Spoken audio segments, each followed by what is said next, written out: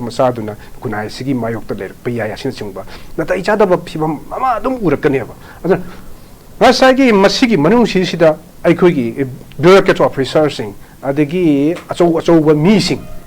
ꯉꯁꯥꯏꯒꯤ ꯑꯩꯈꯣꯏꯅ ꯃꯌꯥꯝꯅ ꯁꯣꯁꯤꯌꯦꯜ ꯃꯤꯗꯤꯌꯥꯗ ꯎꯅꯈꯤꯕ ꯑꯗꯒꯤ ꯀꯔꯤ ꯀꯔꯤ ꯇꯧꯅꯈꯤꯕꯁꯤꯗ ꯃꯌꯥꯝ ꯂꯣꯏꯅ ꯍꯥꯏꯅꯔꯦ ꯃꯁꯤꯗ ꯑꯃꯨꯛ ꯁꯦꯡꯗꯣꯛꯀ ꯁꯦꯡꯖꯤꯟꯒ ꯇꯧꯅꯕꯒꯤ ꯌꯥꯝꯅ ꯏꯀꯥꯏꯅꯤꯡꯉꯥꯏ ꯑꯣꯏꯕ ꯄꯤꯛꯆꯔ ꯑꯃꯁꯨ ꯑꯩꯈꯣꯏ ꯑꯗꯨꯝ ꯎꯈ꯭ꯔꯦ ꯃꯁꯤ ꯑꯩꯒꯤ ꯃꯣꯠꯇꯗꯤ ꯋꯥꯔꯁꯤ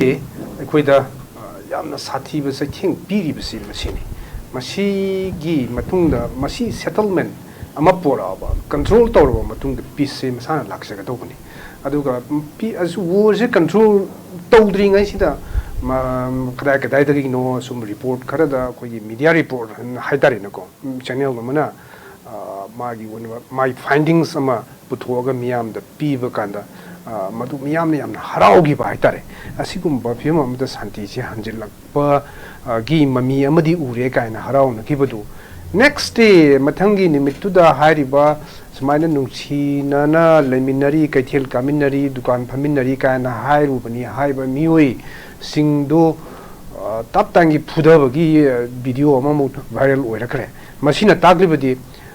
ꯃꯅꯤꯄꯨꯔꯗ ꯉꯁꯥꯏꯒꯤ ꯁꯥꯟꯇꯤꯁꯦ ꯂꯥꯛꯇ꯭ꯔꯤ ꯂꯥꯟꯁꯤ ꯀꯟꯇ꯭ꯔꯣꯜ ꯇꯧꯗ꯭ꯔꯤ ꯍꯥꯏꯕꯅꯦ ꯀꯟꯇ꯭ꯔꯣꯜ ꯇꯧꯕ ꯉꯝꯃꯒꯗꯤ ꯑꯗꯨꯒꯨꯝꯕ ꯃꯤ ꯑꯃꯅ ꯐꯨꯕꯒꯤ ꯆꯩꯕꯒꯤ ꯋꯥꯔꯛꯄꯒꯤ ꯃꯑꯣꯡ ꯑꯃ ꯂꯩꯈꯤꯕꯗꯨ ꯂꯩꯔꯣꯏꯗꯕꯅꯤ ꯃꯁꯤꯃ ꯑꯗꯨꯒ ꯃꯥꯒꯤ ꯔꯤꯂꯦꯇꯦꯠ ꯍꯥꯏꯇꯥꯔꯦ ꯋꯥꯔꯁꯤꯒꯤ ꯔꯤꯂꯦꯇꯦꯠ ꯉꯁꯥꯏꯒꯤ ꯏꯟꯁꯤꯗꯦꯟꯁ ꯃꯌꯥꯝ ꯑꯃ ꯑꯗꯨꯝ ꯂꯩꯒꯅꯤ ꯃꯁꯤꯗ ꯃꯥꯡꯖꯕꯁꯤ ꯅꯠꯇꯅ ꯋꯥꯔ ꯍꯥꯏꯕꯁꯤꯗ ꯃꯥꯡꯖꯕꯁꯤ ꯅꯠꯇꯅ ꯑꯩꯈꯣꯏꯒꯤ ꯇꯣꯡꯖꯕꯒꯤ ꯋꯥꯐꯝꯗꯤ ꯉꯁꯤ ꯐꯥꯎꯕ ꯂꯩꯇ꯭ꯔꯤ ꯇꯥꯗ꯭ꯔꯤ ꯑꯗꯨꯒ ꯅꯥꯀꯜ ꯑꯅꯤꯃꯛꯇ ꯍꯧꯖꯤꯛ ꯂꯥꯟꯒꯤ ꯃꯑꯣꯡꯗ ꯁꯦꯝ ꯁꯥꯟꯅꯔꯤꯕ ꯈꯟꯅ ꯆꯩꯅꯕ ꯊꯣꯛꯏꯕ ꯅꯨꯡꯉꯥꯏꯅꯗꯕ ꯂꯩꯔꯤꯕ ꯃꯩꯇꯩ ꯑꯃꯁꯨꯡ ꯀꯨꯀꯤꯒꯤ ꯃꯔꯛꯇꯁꯨ ꯃꯁꯤꯒꯤ ꯃꯥꯡꯖꯕ ꯉꯥꯛꯇꯅꯦꯕ ꯂꯩꯔꯤꯁꯤ ꯑꯗꯨꯅ ꯃꯁꯤ ꯈꯪꯅ ꯃꯁꯤ ꯇꯧꯕ ꯃꯇꯝꯗ ꯑꯩꯈꯣꯏꯗ ꯀꯗꯥꯏ ꯌꯥꯝꯅ ꯁꯣꯛꯀꯅꯤ ꯀꯗꯥꯏ ꯌꯥꯝꯅ ꯃꯥꯡꯒꯅꯤ ꯍꯥꯏꯕꯅꯆꯤꯡꯕꯁꯤ ꯃꯈꯣꯏ ꯈꯪꯅ ꯍꯥꯏꯇꯥꯔꯦ ꯃꯁꯤꯗꯤ ꯃꯇꯥꯡ ꯆꯥꯔꯦ ꯂꯥꯟꯁꯤ ꯍꯧꯔꯁꯤ ꯍꯥꯏꯕꯒꯤ ꯃꯑꯣꯡ ꯑꯃꯗ ꯂꯥꯟꯁꯤ ꯍꯧꯔꯛꯈꯤꯕꯗꯨꯅ ꯃꯔꯝ ꯑꯣꯏꯔꯀꯥꯟꯗ ꯉꯁꯤꯗꯤ ꯂꯣꯏꯁꯤꯟꯐꯝ ꯈꯪꯗꯕ ꯐꯤꯕꯝ ꯑꯃꯗ ꯂꯩꯔꯦ ꯂꯥꯟꯁꯤ ꯂꯣꯏꯁꯤꯟꯕꯤꯒꯗꯕ ꯑꯩꯈꯣꯏꯒꯤ ꯏꯟꯗꯤꯌꯥ ꯒꯚꯔꯟꯃꯦꯟꯠꯅꯁꯨ ꯂꯥꯟꯁꯤ ꯂꯣꯏꯁꯤꯟꯕꯒꯤ ꯃꯍꯨꯠꯇ ꯄ꯭ꯔꯣꯛꯁꯤ ꯋꯥꯔ ꯃꯥꯟꯕ ꯊꯧꯑꯣꯡ ꯈꯔ ꯆꯠꯊꯔꯒ ꯂꯩꯕꯁꯤꯅ ꯉꯁꯤ ꯐꯥꯎꯕꯁꯤ ꯂꯥꯟꯁꯤ ꯂꯣꯏꯁꯤꯟꯕ ꯌꯥꯗꯕꯒꯤ ꯃꯔꯝ ꯑꯃꯈꯛꯅꯦꯅ ꯍꯥꯏꯅꯤꯡꯉꯤ ꯃꯁꯤꯒꯤ ꯏꯟꯗꯤꯌꯥ ꯒꯚꯔꯟꯃꯦꯟꯠꯅ ꯍꯟꯗꯛꯀꯤ ꯃꯅꯤꯄꯨꯔꯒꯤ ꯏꯁꯨꯁꯤꯗ ꯁꯥꯟꯅꯔꯤꯕ ꯃꯈꯣꯏꯒꯤ ꯀꯔꯤ ꯍꯥꯏꯅꯤ ꯄꯣꯂꯤꯁꯤꯁꯤ ꯃꯤꯌꯥꯝꯅ ꯌꯥꯝꯅ ꯄꯦꯟꯅꯤꯡꯉꯥꯏ ꯑꯣꯏꯔꯛꯇꯕ ꯃꯥꯏꯀꯩ ꯈꯨꯗꯤꯡꯃꯛꯇꯒꯤ ꯍꯧꯖꯤꯛꯇꯤ ꯏꯟꯗꯤꯌꯥꯒꯤ ꯑꯌꯥꯝꯕ ꯃꯤꯁꯤꯡꯅꯁꯨ ꯃꯁꯤꯒꯤ ꯂꯥꯟꯁꯤ ꯂꯣꯏꯁꯤꯟꯗꯕꯒꯤ ꯃꯇꯥꯡꯗ ꯏꯟꯗꯤꯌꯥ ꯒꯚꯔꯟꯃꯦꯟꯠꯒꯤ ꯃꯊꯛꯇ ꯋꯥ ꯉꯥꯡꯕꯁꯤ ꯍꯧꯔꯛꯂꯕꯅꯦꯕ ꯃꯁꯤꯗ ꯏꯟꯗꯤꯌꯥ ꯒꯚꯔꯟꯃꯦꯟꯠꯒꯤ ꯑꯁꯣꯏꯕ ꯈꯔ ꯂꯩꯔꯦ ꯍꯥꯏꯕꯁꯤ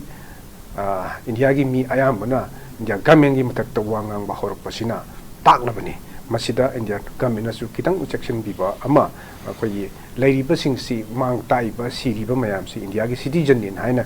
ꯎꯕ ꯉꯝꯕꯒꯤ ꯃꯊꯧ ꯑꯃ ꯇꯥꯏꯌꯦꯅ ꯈꯜꯂꯤ ꯃꯗꯨ ꯅꯠꯇꯗꯅ ꯄ꯭ꯔꯣꯛꯁꯤ ꯋꯥꯔ ꯑꯃꯒꯤ ꯃꯆꯠꯇ ꯃꯣꯏ ꯑꯅꯤ ꯈꯟꯅꯔꯒ ꯑꯩꯈꯣꯏꯗꯗꯤ ꯀꯔꯤ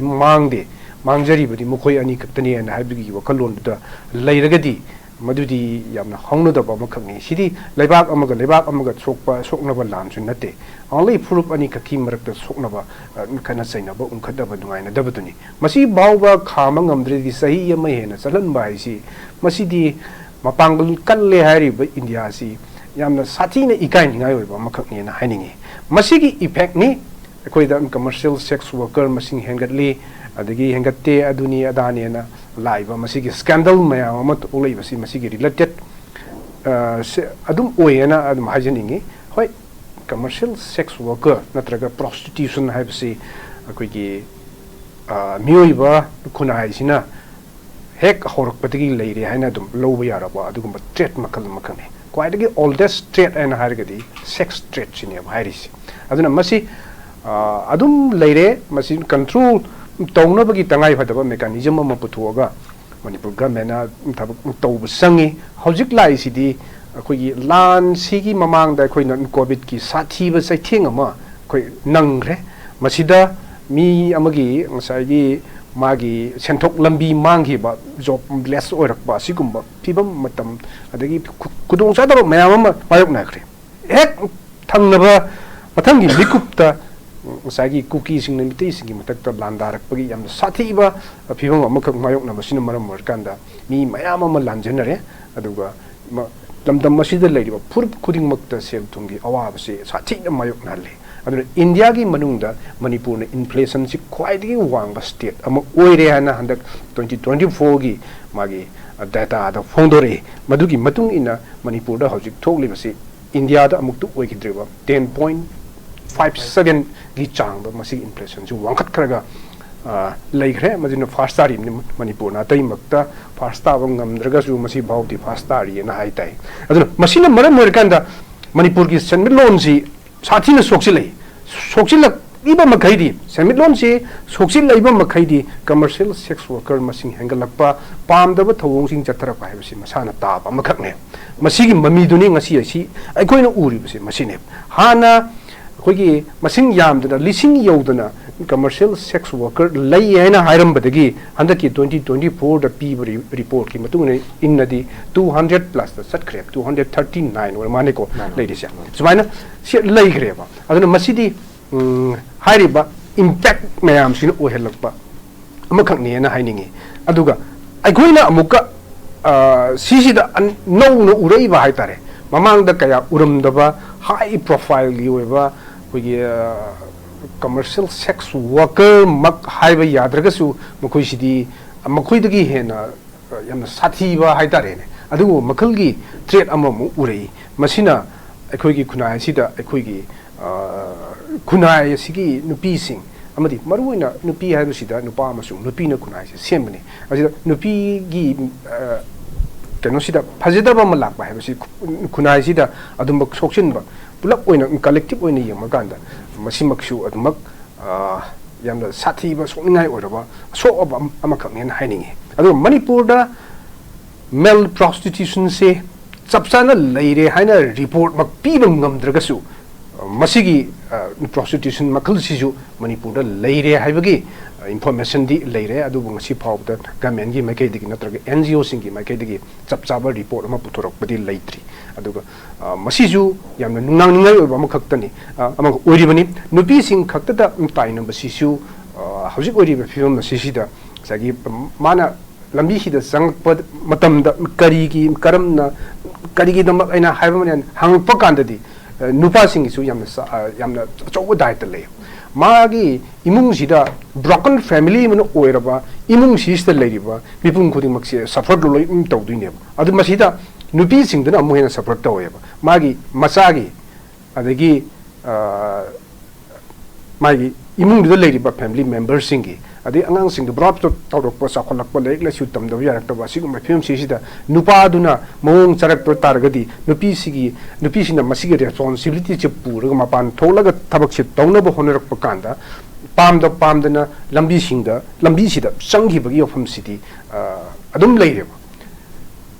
commercial sex worker amaga magi punsigi oiba sathiba puning nungsiba wari amaga matam punamakta loina duna lay makoji wari sarga yingbiu natragana makogi life history chin neina matamda magi yamna puning nungsibe nungai taba wari amaga loina raga adum laigani aduga masina makala mamu oire masina tabada hojik lai sina masagi materialism sida mai sigi kogi sigi standard sida keep tawna chatpa ngamna bagi damakta kogi ahenba pamak ba haitare asigum makalama iPhone ngasagi yaipabuna ka haiba iPhone pining bedagi adugum lambi sida sanga ira ka haibagi wafam sinusu laeba nupi macha inkal leiban nupi macha sing mauna ha sing aswai sida adugum ba phibam amada makoisi lakpagi mami amasu ureba magi sada leitadu nataba masi ki sidagi lakba pasaduna aise ai imung semgani angang semgani tangai paduna chana nabadu fangnaba honabani haibadu natab masidagi hendorakpa makalamu yaureba masidani yamna sathi reibsi masine masinadi high class high profile na oiraiba aduga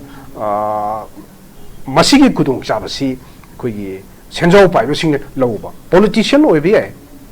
bureaucrat officer sing oibe adagi thikadar sing oibe ani koigi senjau paiba sing sina masigi kudung chabasi adum laweba masagi haibasu nungai taba hek hairugana reaction se hekta aningai oiba ꯑꯩꯈꯣꯏꯒꯤ personality ꯂꯩꯔꯕ ꯅꯨꯄꯤ ꯃꯤꯌꯥꯝꯅ ꯁꯛꯈꯪꯅꯔꯕ ꯅꯨꯄꯤꯁꯤꯡ ꯒꯤ ꯃꯔꯛꯇꯁꯨ ꯃꯁꯤꯒꯤ ꯃꯔꯛꯁꯤꯗ ꯌꯥꯎꯗꯕꯗꯤ ꯅꯠꯇꯦꯕ ꯃꯁꯤꯒꯤ ꯔꯤꯄꯣꯔꯠ ꯇꯣꯉꯥꯟꯕ ꯔꯤꯄꯣꯔꯠꯁꯤꯡ ꯑꯗꯨꯝ ꯄꯤꯅꯕ ꯃꯌꯥꯝꯅ ꯍꯥꯏꯅꯕ ꯑꯗꯨꯝ ꯇꯥꯔꯦ ꯂꯩꯔꯦ ꯃꯈꯣꯏꯁꯤꯡꯁꯤꯗꯤ ꯑꯃꯨꯛꯀ ꯃꯥꯒꯤ ꯆꯥꯗ ꯂꯩꯇꯕꯒꯤ ꯇꯉꯥꯏ ꯐꯗꯅ ꯃꯥꯒꯤ ꯍꯤꯡꯅꯕ ꯍꯣꯠꯅꯕꯗꯨꯒꯤ ꯋꯥꯐꯝꯗꯨ ꯑꯣꯏꯔꯛꯇꯦꯕ ꯃꯁꯤꯃ ꯌꯥꯝꯅ ꯁꯥꯊꯤꯕ ꯊꯥꯛ ꯑꯃꯗꯅꯤ ꯆꯪꯁꯤꯜꯂꯛꯏꯁꯦ ꯑꯗ ꯉꯁꯥꯏꯒꯤ ꯌꯥꯝꯅ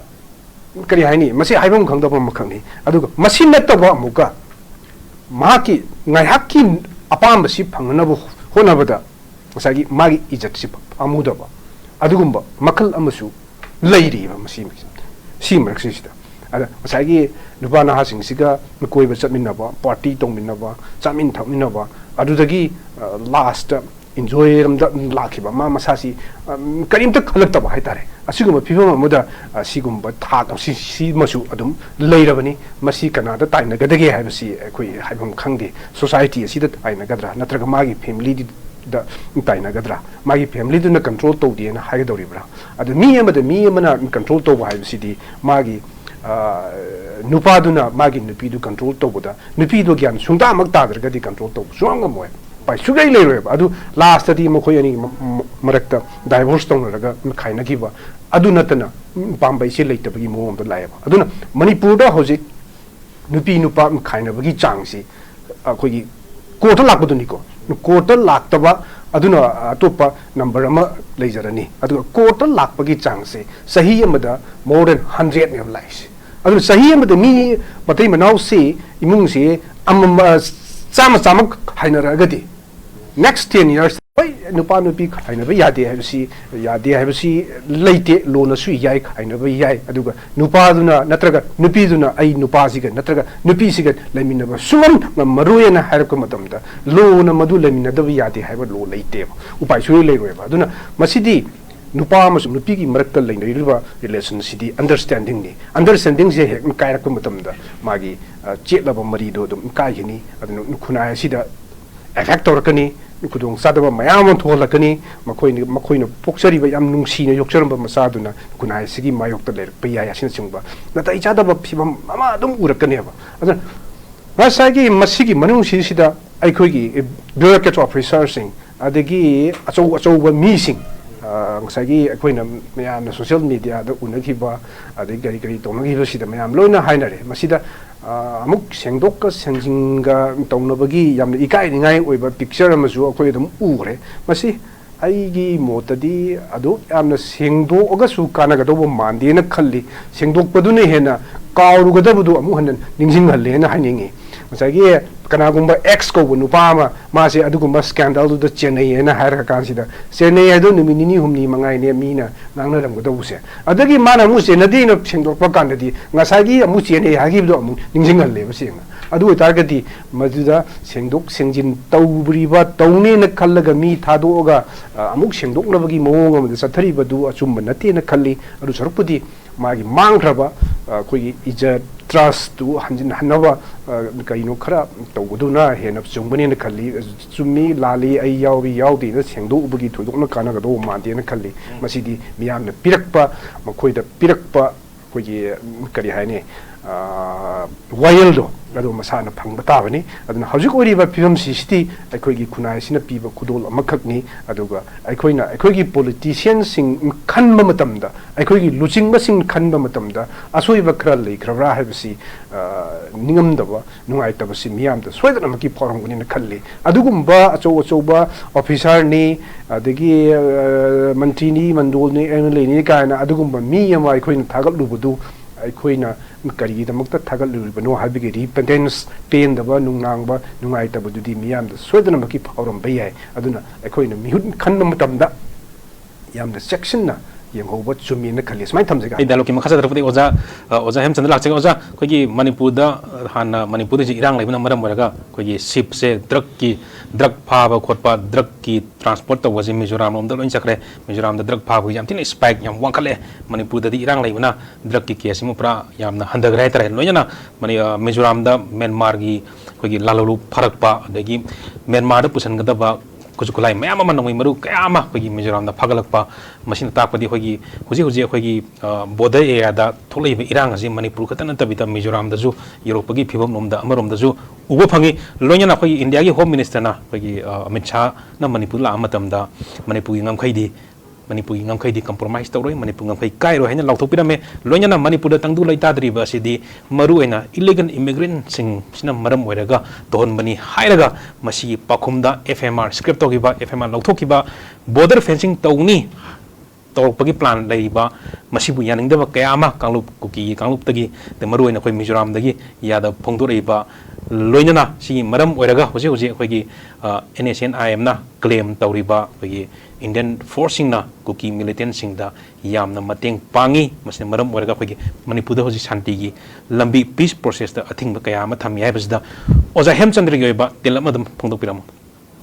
masini yam laibak thiba haitare India government na Manipur sanari basi yamna laibak thiba makoina khwai dagi phaba tool moina sinari Assam Rifles ne Assam Rifles na amuk khoi kuki lalong loop sing si amuk sijinabani masi na maram oirka na Manipur da proxy war je thokuni haibasidi adum yanen ningai leitrabraina khali handak NSNIM na masi phongdoraki ba report amagi matungina Kamjong gi filing natraga Phayang village sida Canap B amasung Canagi khoi bomb factory leire na phongdore hariba bomb factory se round the clock adi 24 hours simak Assam Rifles na ngai natraga Indian security force na nga selak lei haibani masi sida mathau taba machak sing even the GI pipe makoina kuki military sing sina bomb saba sinariba GI pipe adagi atei pokhai biaba machak sing se Assam Rifles na natraga Indian security force na supply to haibagi claim ni laise aduna asigumba phim sida